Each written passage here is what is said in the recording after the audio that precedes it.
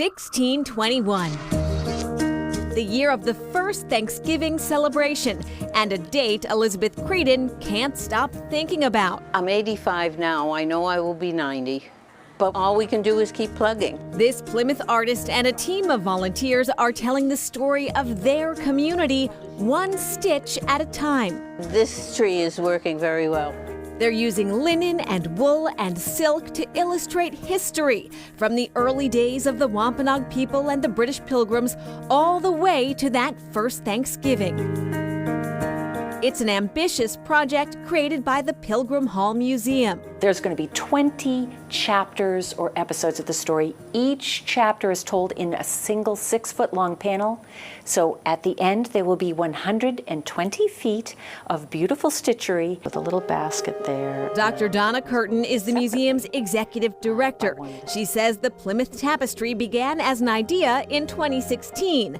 The hope at that time was to complete it by 2021, the 400th anniversary of that first Thanksgiving. That missed deadline has not dampened anyone's enthusiasm. And every time I look at it, I'm just stunned. I'm looking at different things. This panel illustrates Wampanoag history from the time of creation. The journey of the Pilgrims is woven together with the history of the Wampanoag people. Linda Coombs is a historian consulting on the project. It's not like there's American history and there's Native American history and there's Black history and this. It's all one. It's all one story. But you need all of it to create the appropriate context for what American history actually is. Because otherwise you have the mythology. Pilgrims, Indians, turkeys, that's it. Stitchers have completed close to half of the 20 panels, and a few are on display at Pilgrim Hall Museum. Meanwhile, work continues at Elizabeth Credin's home. We work in here 3 days a week, so I'm not lonely, ever. The humor among this volunteer crew is as sharp as their needles.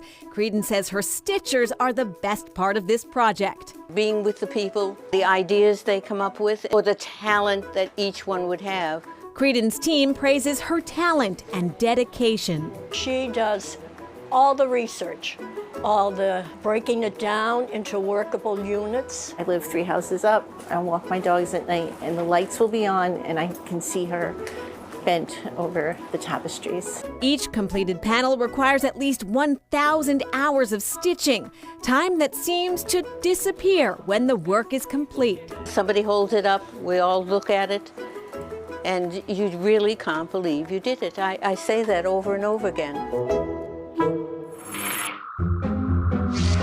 An epic story of lost and found started in 1866 and just ended in 2023.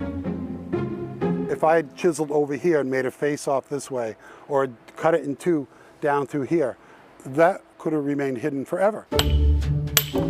Sculptor Joseph Gray got more than he bargained for when he bought a block of brownstone from a salvage yard. He realized something was up when he cut into it in the yard of his parents' home in Pittsfield, New Hampshire. I cut it up and over and down.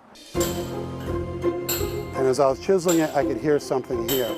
And the piece came off like that, and this was inside. Now my heart is racing and pounding. I'm so excited. I'm like, what is in here? I had no idea what was in there. I've cut directly through this lead box, and this newspaper comes out of it. As I'm pulling the newspaper out, a lot of coins start falling out of the newspaper. So now I'm thinking, oh my gosh, I finally done it. I found treasure. At first, Gray didn't realize exactly what he'd discovered, but it was clear to his friend. And I said, Andy, it's a lead box with paper in it and coins.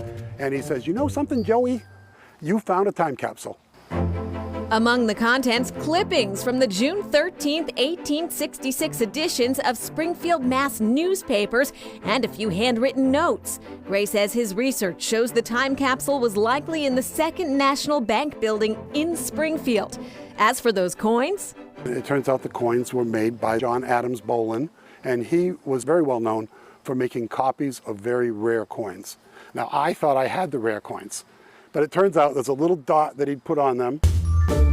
They might not be the real thing, but they still have meaning for Gray, as does this whole adventure. I'm going to leave the stone the way it is right now. I would love to carve it, but I don't think I will, unless I come up with some idea of a time capsule carving. Very cool. And Joseph Gray says that he'd consider lending the contents in the time capsule to a museum if there was any sort of interest. Yeah, that's really cool. And back to Plymouth, Elizabeth Creedon and her stitchers. Well, they put a few surprises into their tapestry. Some of the cats and dogs that are in there are actually their own cats and dogs, and there are a few other Easter eggs hidden in there as well. Some surprises. There you go. Up next, a historic mansion from a fresh point of view.